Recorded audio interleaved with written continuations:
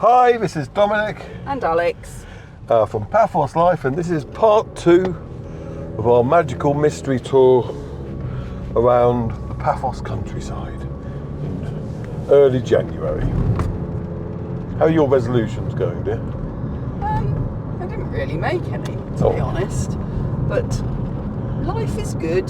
I'm on my third puzzle. You resolved to do more jigsaw puzzles. A noble goal. I'm on my third puzzle, yes. I'm in day 4 of my Learn Greek Oskilos. I keep saying that one because I keep forgetting it, if you're wondering why. It's a very silly name for a dog. So basically we're starting off at the bottom end of Droushia, and we're going to be driving up through Kritou Tera and down through Kritou Tera and onto the B7, and we'll finish overlooking the Evretou Reservoir on the road up to Simou. Okay? I'm telling that more to my wife than anybody else, because for the rest of you I just stick a map up now. There you go. There'll be a cut there and the map will go up there, if you're wondering. Oh, you're clever. My wife pleases very easily. I might cut that there. More for the outtakes. No, I'll leave that in, I'll be honest. Keep telling him we should keep the silly bits. I do keep some of them. I know you do. And some people would argue that would be most of it anyway. That's true. Now we could turn left here to actually go left here, yeah. Must be a slightly less winding route, believe it or not. It's quite a misty day. I don't know if it's dust or rain or what. It looks a bit dusty. To me, what do you reckon? Go on. Anyway, you concentrate on the road, dear. We don't want any more Droushia incidents, do we?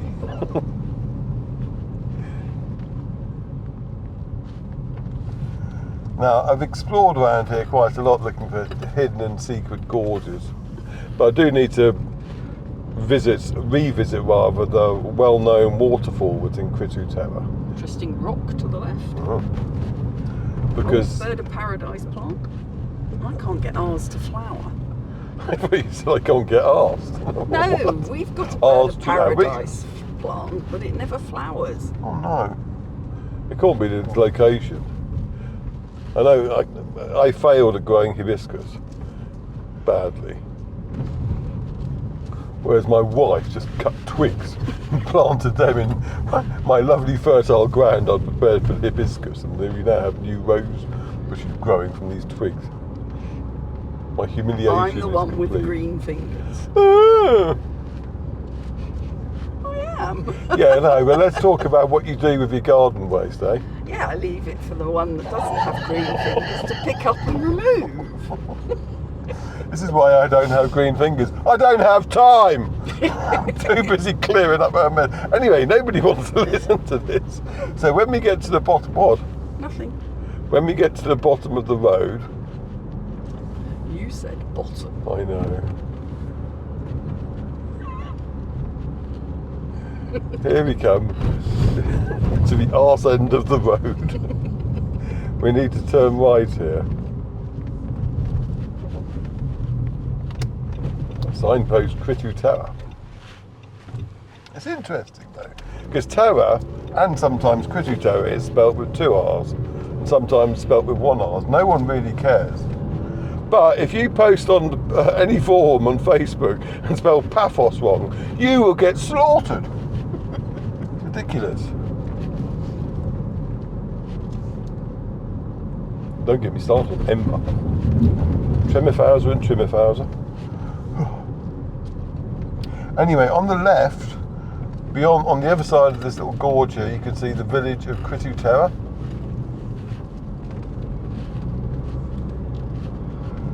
There were some people who posted our forum who actually stayed there, and I say hats off to them, because I love it when people go out of the safety zone of central Paphos and explore further afield, because it's the best way to really get to know Cyprus. We're turning left here. Now on the left before that turning, there's an old abandoned restaurant and tourist kiosk. And it's quite sad, really.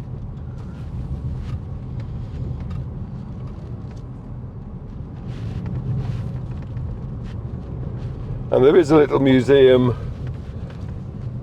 in Kritou Tera, and there's also Cyprus's first casino.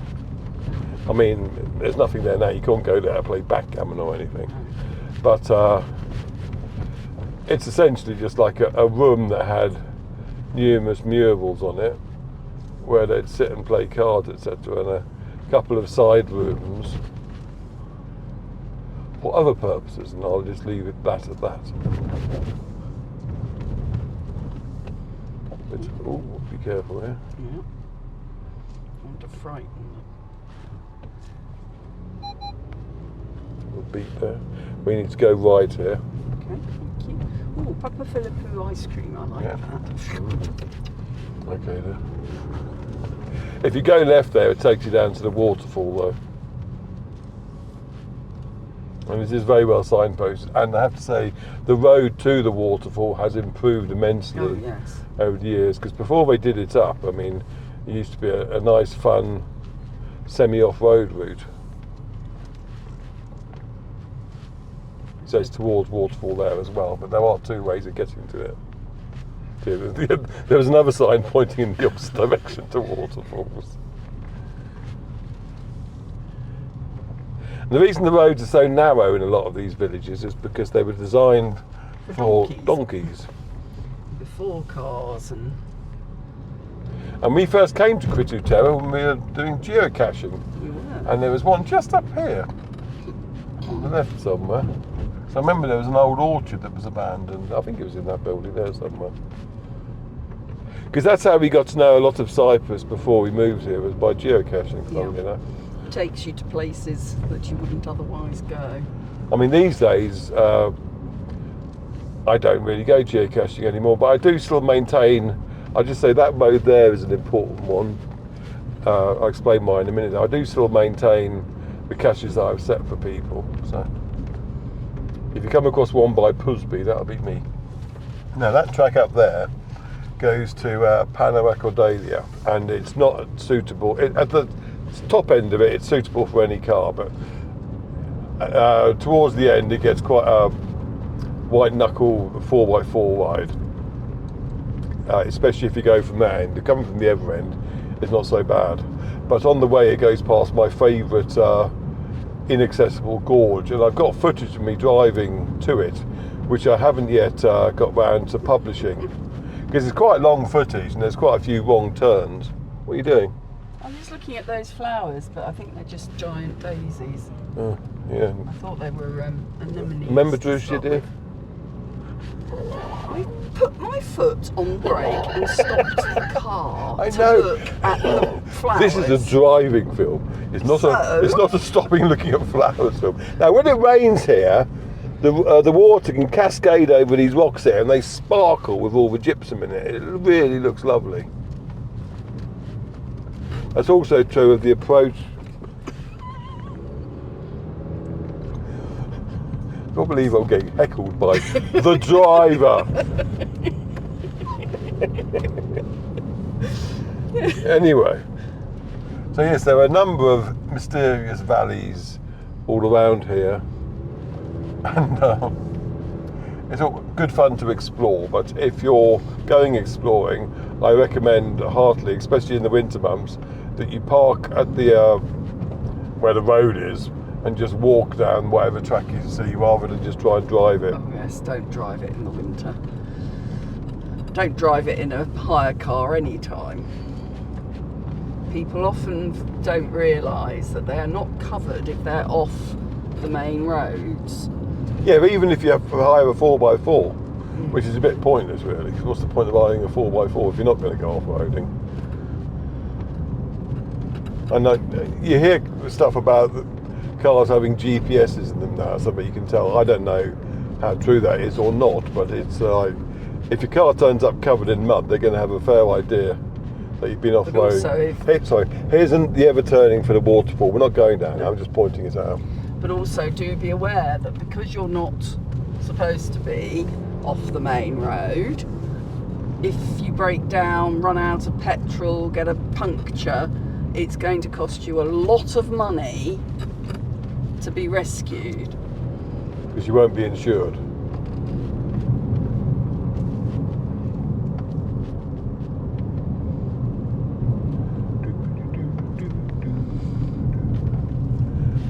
I think it's the same thing with any of the buggies that you hire.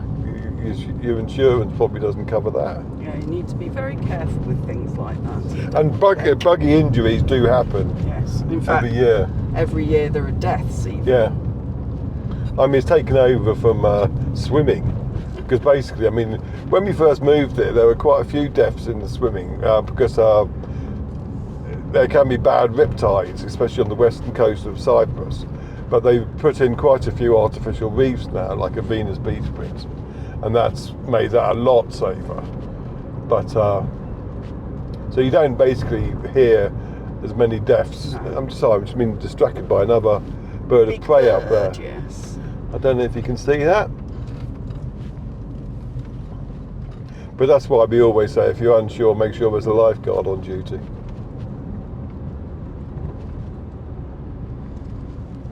But I love this countryside here. It's beautiful. It really is.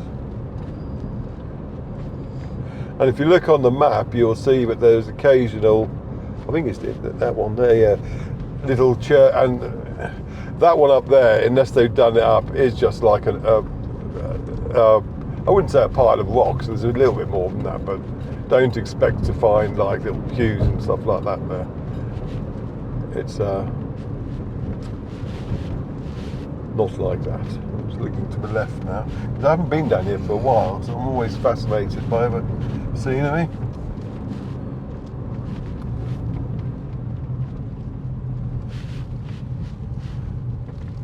More rocks over there.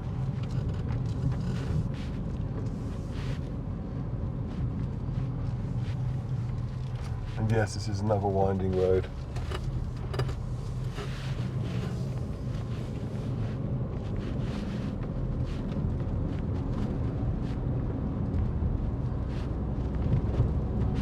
Now, the reason the roads are so winding here and all that, it's fairly obvious, but one thing you need to take into account is that the countryside here is therefore very remote and inaccessible, which is why when they have a fire here, it's a big deal, because it's so hard to get fire engines to the little secluded valleys where they occur.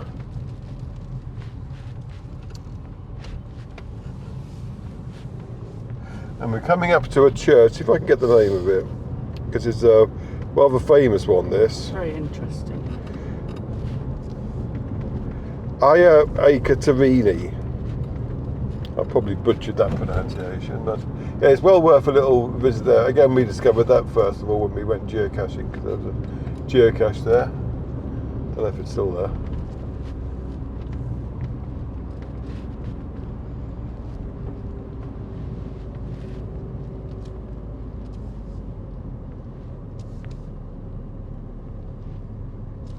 It's beautiful. And nice inside as well. It's about planting spring veg.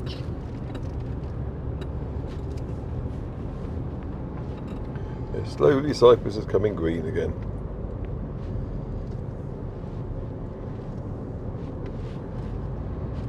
Soon we'll be approaching the B7, and as this is your car and not mine, we should turn right at the B7 until we get to a Simou junction.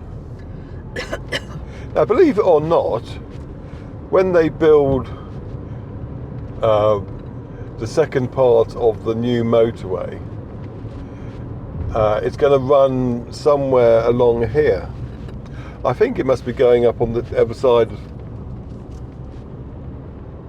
of that hill, because on the to our right of the car there's the B7, and beyond that there's another hill excuse me, And beyond that, the Evretou Reservoir.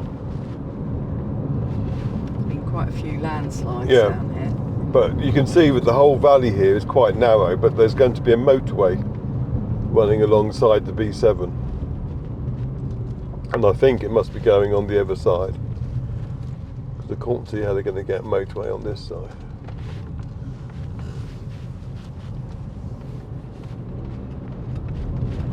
But that's going to be a...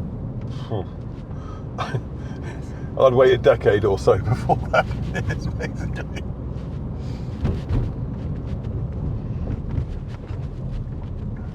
For now, you can just enjoy the view, somewhat misty view.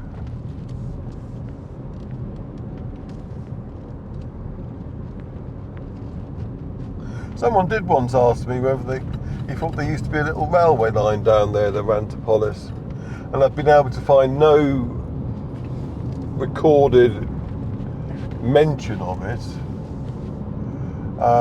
So if anyone does know, I know there used to be a reservoir in Polis. Railway line. Sorry, yeah, a railway line in Polis. Do you want me to Go right, yeah.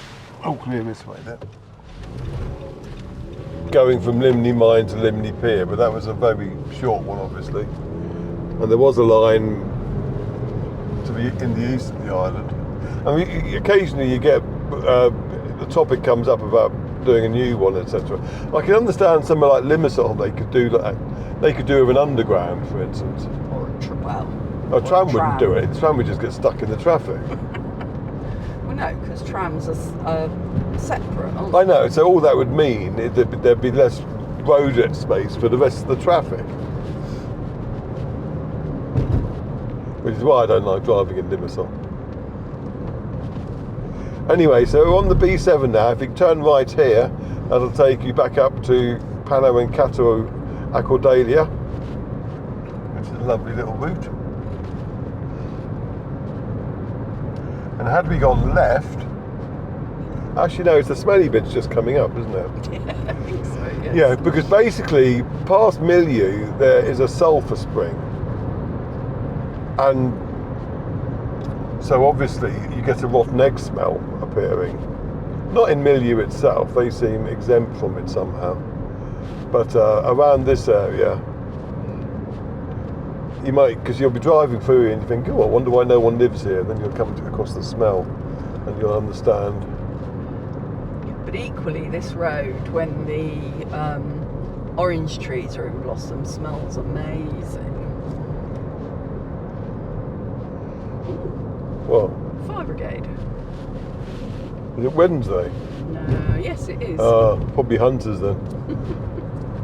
Because hunters have a habit of setting fire to areas in inaccessible places in order to scare out the livestock so they can shoot it. Idiots that they are. And of course, it leads to fires. It doesn't lead to every fire you get in Cyprus, but there are a curiously large amount of fires on Wednesdays and Sundays. Now, on our right, there was an old Turkish Cypriot village, which I've never actually visited, but I think it's just like only probably visible as a village if you flew a drone from above. In that you'd see a few outlines, but nothing else. It's about the only place I haven't checked out in Paphos for abandoned villages, really. And soon we'll be coming to the end of this leg of our epic countryside journey.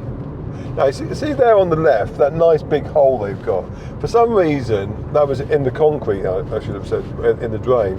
For some reason, the new drains they put in on the side of the B7 have two tiny little holes instead. And every time it rains, they get blocked up. It's ridiculous. I mean, they even have people coming out in the heavy rain having to unblock them. Why they didn't just make them one big pipe like those, I don't know.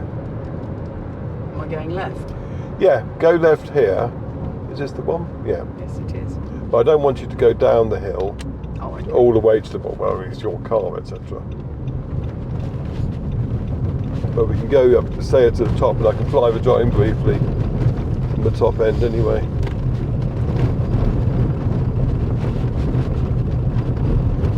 You'll notice the concrete tracks in the road here. That's fairly common when they lay new surfaces that somebody drives on them before they're wet. I always wonder what happens to their tyres.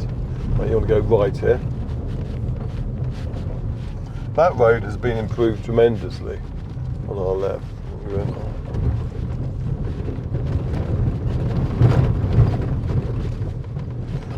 And basically, if we just end up here, you have a nice little view of what used to be Evretou Reservoir, but is now like Evretou Plain until the rains come.